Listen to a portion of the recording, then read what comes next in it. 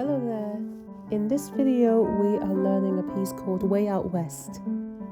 It's a popular piece. I've had 4 students who picked this one for their exams. I'm going to play the right hand part and the left hand part separately. You will also find the same format in my other videos on this channel.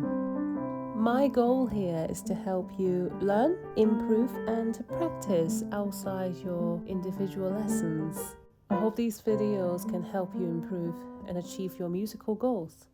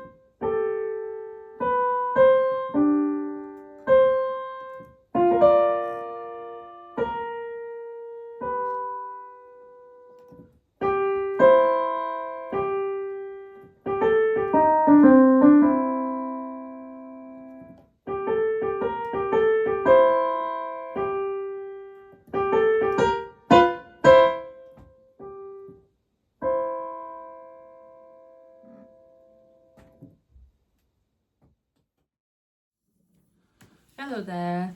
Today we're talking about Way Out West. As a popular piece, I have 4 students who chose to do this piece for their exams.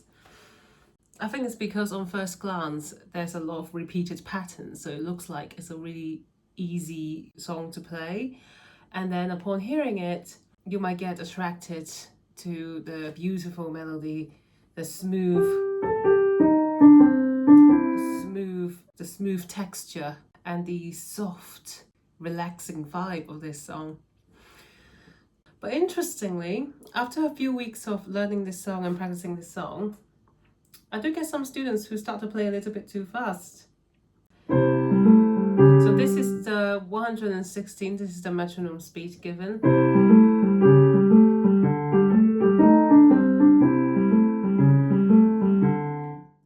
So after you practice with the metronome, try again without the metronome and give it a little bit more flexibility.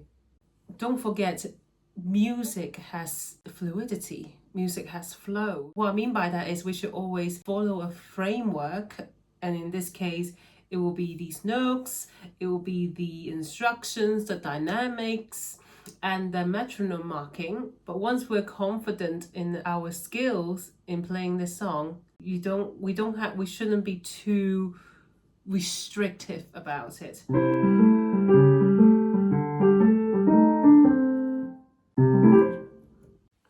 Moving forward to bar 16 to bar 17, we're going into this section called Dreamily. It's very easy to relax a little bit too much and play a little bit too slow.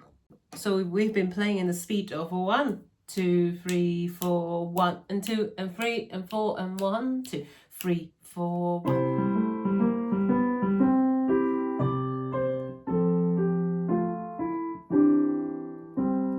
Keep it at the same speed. And here, the spread.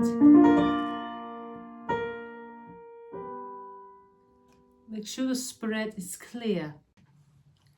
There, I showed you how to go into bar 17 while maintaining the same speed, the same tempo. Then just a quick word on bar 21. On the right hand part, make sure you hold the G. G is a semi-brief. But A, B, C is minim, crochet, crochet. So G, you have to hold it for the whole bar. While the other fingers play A, B, C at the same time. Then going into bar 25, this is very similar to page 1, nothing to worry about here. But in the end, surprisingly, we have a soft ending. So we get staccatos. Very loud here, very loud chord on the C major. And then immediately piano. It's going to feel almost like a piano. So in the last 3 bars, give us a lot of contrast and be as dramatic as you can. Finally, the quavers in this song. You will have noticed that I'm not playing strict quavers. Normally, in 4/4, we have 4 beat. 1, 2, 3, 4. We would normally do 1 and 2 and 3 and 4 and 1 and 2 and 3 and 4 and. In this song, we're doing a very relaxed swing. So instead of 1, 2, 1 and 2 and, we want these quavers to be more like 1 and 2 and 3 and 4 and.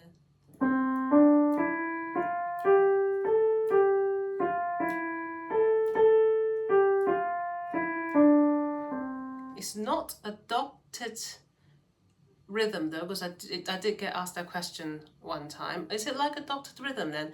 No, if it's a dotted rhythm in a dotted pattern, it will be a lot more sharp like this.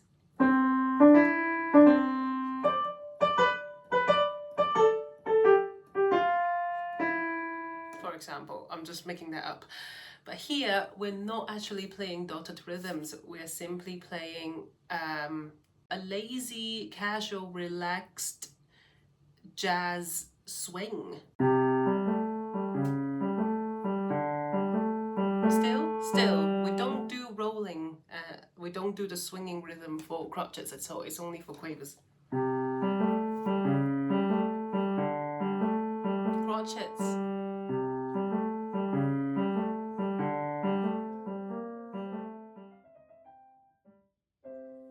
That's all for today's video. And remember, it's always good practice to follow dynamics, accents, articulations. Follow every instructions and symbols provided for you on the page in the music score for stellar performance.